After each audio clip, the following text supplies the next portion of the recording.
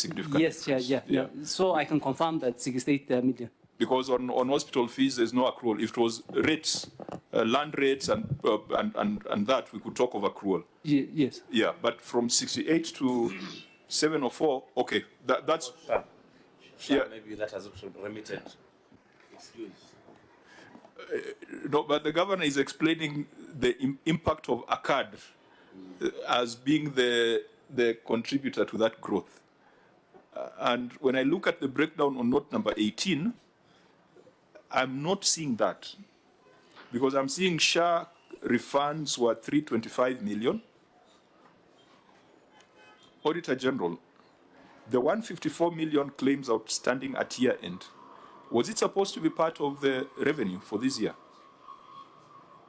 154 million.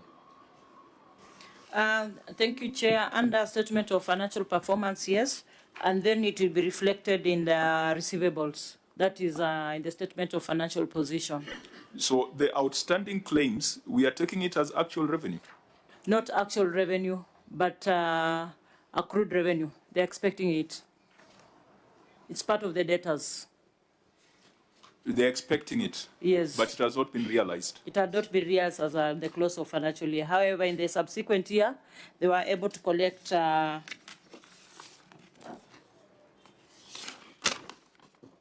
No, we need to be sure of these numbers, because I don't see how it can move from 68 to 700 million. There is no possible explanation, because even in that year, if SHA wasn't there, there were NHIF rebates. They probably could have been lower. Because if that is the comparison, then there was some leakage, serious leakage in prior year, from 68 to 704 million in 1 year. Chair, there's also an upsurge of people coming to Murang'a to seek services. When you talk of Murang'a level 5, it has an inpatient population of about 500 persons. Prior to that, it used to be about 200. And the same applies across other medical facilities in Murang'a. When you go to Kirwara, for instance, currently they are seeing 500 patients per day. Prior to that, they used to get about 100. So there's also been an upsurge of people seeking services. Of course, from where? You have that data. Is it from Kiambu? Where from? We don't want to say, because it will appear as if we are. Okay, let's deal with what is verifiable. Yeah. And you are reporting for hospital fees. Level 5 hospital is reported to be at 0 in terms of revenue. Is it true? So it's not possible to establish that upsurge in mathematical terms. Sorry, the level 5 is level 4. Level 5 is... No, for the purpose of our bookkeeping, what we call level 5 is actually level 4. So level 4. Okay. Yes. Now, for the non-revenue, for the non-revenue, in the year 2022, the amount was 439 million. Then the other 2023, it came to 558 million. Then 2024, it came to 734 million. 2025, it came to 738. And 2026, it came to 806 million. So we believe for those 4 years or so, non-hospital fee has also doubled into 2. We closed at 1.7 billion from a total of 520 million when the year 2022. So we believe also even non-revenue within the 4 years has doubled from 439 to 806 million. In terms of GCP, where does Murang'a rank out of the 47 counties? I know KNBS does some regular studies.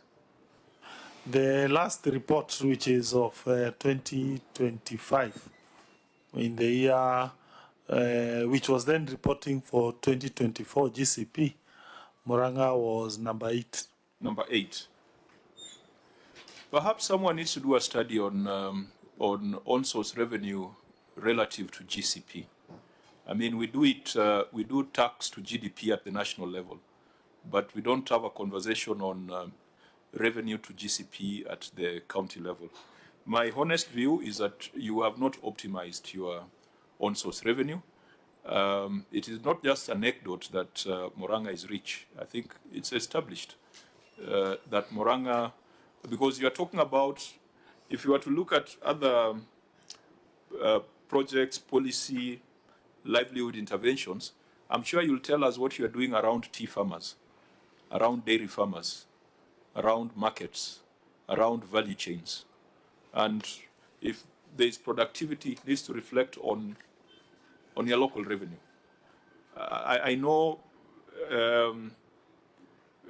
from a scholarly perspective is something that you can apply your mind to. But we would have expected to see some relationship between what you're collecting and the general wealth that is considered to be in Moranga. Chair, you are right. About some few weeks ago, we did a study. It showed that we are collecting 0.4 of our GCP, which will be about, at minimum, 1% or 2%.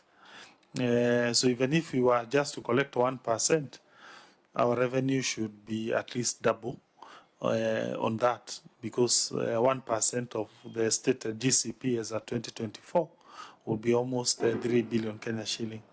But there are two problems that makes us not reach there, which we have identified. Number one is that Moranga wealth is mainly agricultural.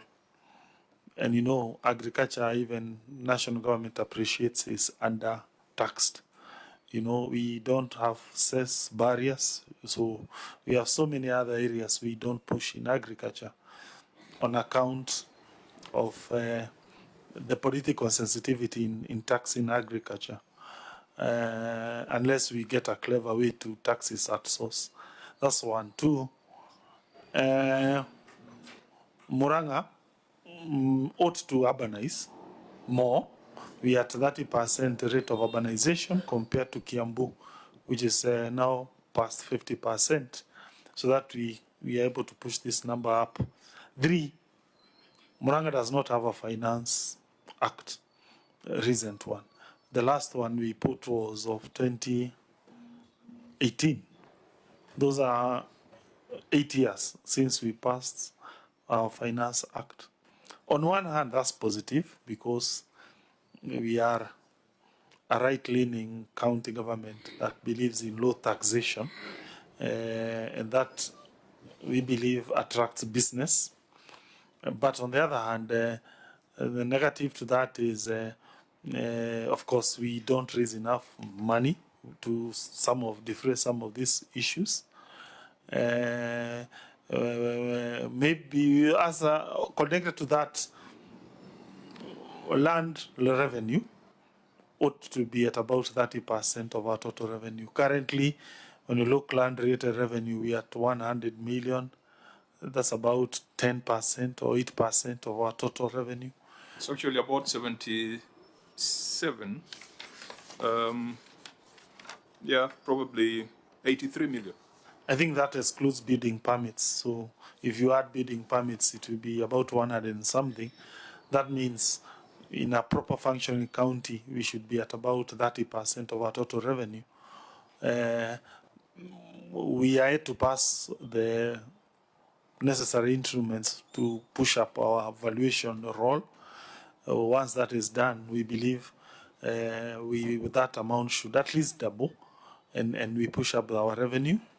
But also, we have another revenue stream which we have opened, Chair. We have land that we are leasing to people who want to put up industries. As at now, it is a separate revenue item in our books. It's called land leasing. We have currently collected how much? By close of the financial year, we collected 91 million. Our projection is to collect 2 billion this financial year. And all indications are that we will we might reach that this financial year, the 2 billion that we intend to get from leasing out land. We believe if we get money through leasing land, the 2 billion projected, we might even not have to push up our rate of taxation. Thank you, Chair. Senator Wambua, Governor, he sounds like someone who's still in the Senate who wants to be a governor. It sounds the way it should be sounding, right? For your information, Chair, and for just for disclosure, I have actually had the opportunity to go and visit the governor of Murang'a, benchmarking, and I actually even took like 15 members of the county assemblies from Kitui, Makueni, and Machakos, visit some hospitals and some ECD centers, and we were happy with what we saw. I'm surprised at the documentation, but that's fine. We will deal with it. Now, my question, and I'm not trying to incite you against anyone, Governor, but there's a conversation that is live in Murang'a on source revenue. Chair, you know, there was this the Northern Collector Tunnel that was pouring into Dakaini and then onward into Nairobi to deal with water crisis in the city of Nairobi. Yeah? That water in this Nairobi, Chair, we don't get it for free. It's paid for. And there was an argument in Murang'a that this is a revenue stream for us, or why are we not benefiting from it? I don't know whether Governor, that's a conversation that is still going on, or you have decided to donate water to Nairobi for free and then we pay for it. And you see, if you are to go a little harder on that and you get something from it, it will give me some strength to get money from my son in the rivers from Kitui that is building Nairobi. Chair, that is a revenue stream. Actually, that would have raised some money for the county government. I don't know. You know, I was waiting, Chair, for Governor when he was senator. He was bringing that up so that they can earn something from the Kain Dam. And we were waiting because Mzima is in Taita Taveta and it supplies water to Kwale, Kilifi, Mombasa, you know, and we thought we could get something. But I don't think he went far because I think water is national. My question would be to the governor, you're talking about leasing land for development, for entrepreneurs, but I'm not seeing it here as a revenue stream. You've not disclosed. Why didn't you disclose? Yet you're mentioning some amount of revenue that was gotten from that leasing of land. Number two, Chair, there's a stream and miscellaneous receipts of 6,959,478. There was a dip because comparing it to last year or to the previous year, 23-24, it was 802,633,560. Quite a big dip. What occasioned that dip? And these miscellaneous receipts, what do they constitute? Governor?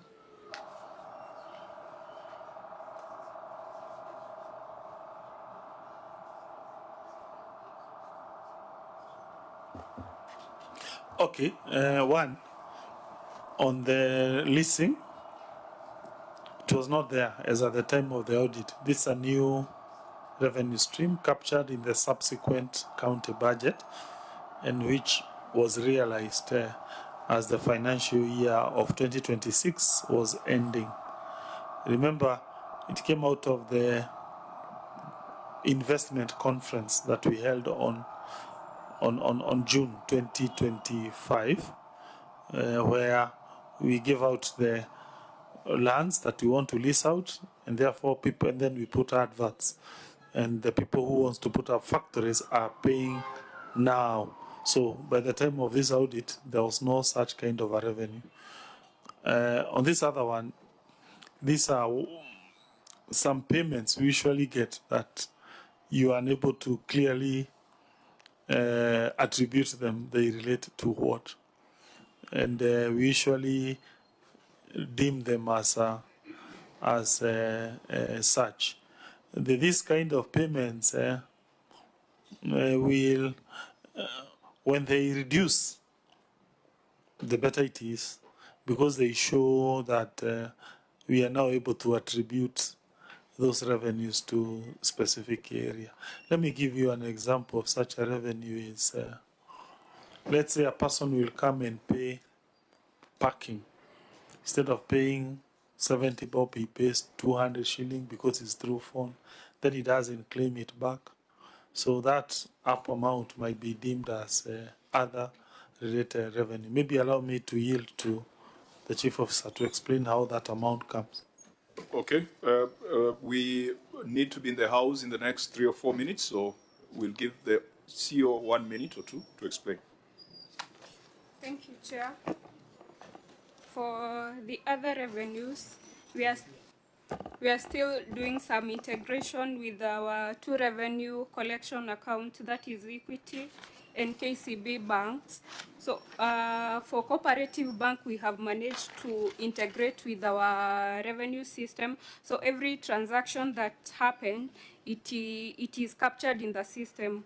So for others to appear, mostly it comes as a result of us doing a reconciliation or trying to find out what was this meant for, and sometimes you find that we are not able to attribute that to a certain revenue stream. Thank you. Fine, we will have occasion to discuss this further, and we can have a lot of observations. You see, if you keep your books well, and we don't have to fight over accuracy of numbers, we can discuss broader policy issues. In this schedule, for example, I was seeing something like betting levy, which is 0. And yet, betting control and licensing is a county function, isn't it? If you go to the 4th schedule, I'm looking at the 4th schedule, beyond the licensing of dogs, we also have the responsibility of betting, casinos, and other forms of gambling. Cultural activities, public entertainment, and public amenities, including betting, casinos, and other forms of gambling. The betting industry is a multi-billion industry in Kenya. How is it that none of that goes back into the revenues of county governments? And maybe that's a conversation that we must have between the Senate and the Council of Governors and the national government. Because I know there are betting and gambling parlors in your county. And even where it's done virtually on phone, the question would be, if the national government was to collect a fee on it, can there be a benefit, a structure for sharing with county governments? Because this is clearly a county function. So I hope we'll get to a point where the county assembly will have done their work within the 90 days, where the county executive will not have numbers that are not balancing, so that we can discuss ways of enhancing your revenue or the legislation that is required or the intervention required by of the Senate. The issues that we have not dealt with, we want to ask the Auditor General to look at them comprehensively in the next cycle of audits. But if the committee feels that we need to get the governor to give some commitments and further information, particularly on the trade payables and more so the statutory deductions, the committee will communicate accordingly. At this point, we might not be able to go to proceed much further. EACC, at our last interaction with Moranga, there was a matter that we asked you to look into. It was the variances between the financial statements and IFMIS and ledger balances. Because I recall the governor came and said that all he could explain, he had already explained. And whatever remained would be subject to investigation. I hope that is on your matrix.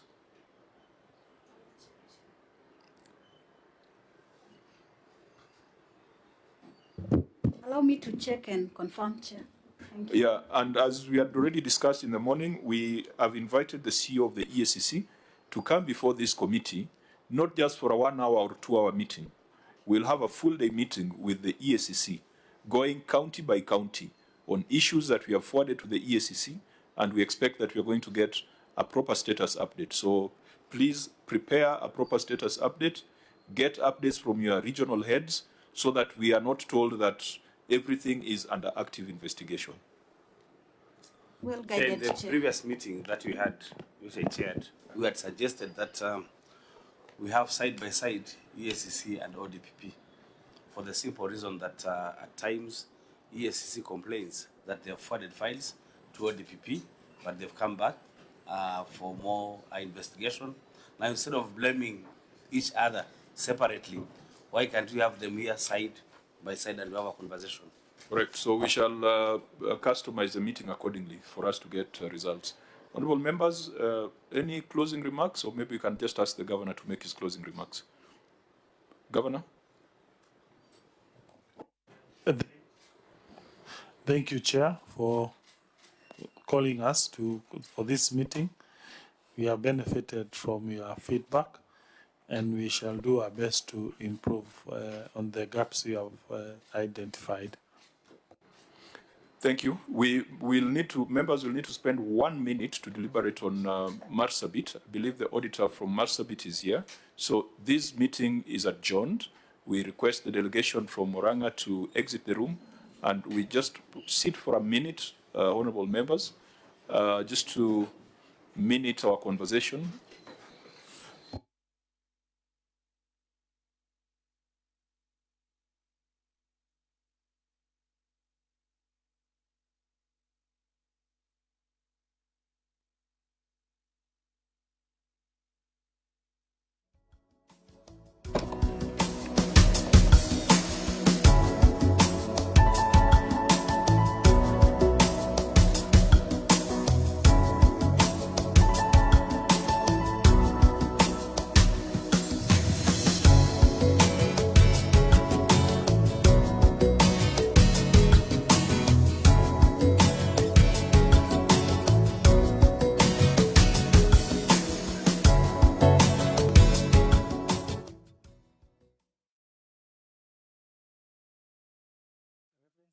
So you are at a reference number. Senate Digak CPAC 2026 dated 17 July 2026 Chair, inviting me to appear before the committee, before the County Public Accounts Committee on Tuesday 28 July 2026 at 10 a.m. to present a detailed status report on the remedial action taken to address the issues raised in the Auditor General reports on the financial statements of the County Executive of Marsabit, the receiver of revenue, and the County Revenue Fund for the financial year 2024-2025 Chair. The Governor, I wish to bring to the committee his attention that this matter was previously the subject of your letter dated 17 June 2026, which had scheduled my appearance before the committee on 7 July 2026. In compliance with that invitation, the Council submitted the written management responses on the aforementioned Auditor General reports to the Office of the Clerk on 30 June 2026, ahead of the scheduled hearing. It continues, Chair. Pursuant to the invitation, the County delegation traveled the entire distance from Marsabit to Nairobi and arrived in good time for the scheduled appearance on 7 July 2026. On the material day, however, there were no demonstrations in town, which made it there were demonstrations in town, which made it impossible for the committee to continue with its sitting. Given the prevailing circumstances and in the interest of the safety and security of both and both the committee and members and the council officials, it was mutually agreed that the committee could consider and accept the county written submissions, and the county team could accordingly be released. Having regard to the foregoing and to the consideration distance and the resources already committed by the county in honoring the committee is early invitation. I therefore request the committee to formally cross out this matter on the basis of the written submissions and accepted written submissions already accepted, and to correspondingly withdraw the requirements of my fiscal appearance on 28 July 2026. Final Chair, in regard and for ease of reference, the county wishes to submit the said written responses together with the supporting documents for the committee record. Should the committee require any further clarification on the submission already on record, I remain available to respond in writing or through my designated officers. Chair. Now, when that letter came, we indicated that we write back to them. Was there any response? Chair, we responded to this letter in a letter dated 22nd July 2026. However, the entity did not respond. What was the content of the letter? Our letter. Yes. Reference is made to a letter dated 17 July, requesting that the County Public Accounts Committee consider and accept your written submissions and withdraws the requirements of your fiscal appearance before the committee at a meeting scheduled to be held on 28 July 2026. This informed me that the committee did not accede to your request and consequently invited to the said meeting, which is scheduled to be held on Tuesday 28, 2026. The meeting shall be held in Committee Room 9, second floor, Kang'Ata, at 10 a.m. Chair. When was that letter delivered? Yes, it was. When was it received by the entity? Because there must be an acknowledgement. It was sent via email. When? The same day, on the 2nd of July. I think so that we don't belabor this, on 7th of July, it was Sabasaba. Siaya and Marsabit were supposed to appear before this committee. There was no formal meeting, and therefore it cannot go on record that there was any agreement whatsoever to take written responses. In any case, it is a committee to decide which route to use, and not the client to decide which route to use. So, members, and I think Senator Wambua, this sounds like the letter we got from CS Rebecca Miano in the Roads Committee, where she was saying, I've already given you guys enough, now don't ask me to come again. Parliament has a power to compel the production of witnesses and to examine them, and it's not a power that we are inventing. To avoid a long story, why don't we just pronounce ourselves? This guy came on a Sabasaba day, there was no meeting. We expected him to come today, he has not come. Do we summon him or do we reinvite him? Perhaps because the first time the meeting did not take place, it was not because of our fault, and probably it wasn't because of his fault, because it was Sabasaba. We give him, we extend our invitation. Yes, reinvite, Chair. Okay, fine. So we shall reinvite. So Auditor General, I don't know whether the entity was had shared with you their responses. Yeah, thank you, Chair. They shared the responses. Okay. Yeah. But there's still the element of public interrogation, which we will, I think when you're doing our next schedule, we shall ensure that they appear before this committee, just like the rest of the other county governors. Fine. The meeting is adjourned, and I think the clerks will give notice of the date of the next meeting.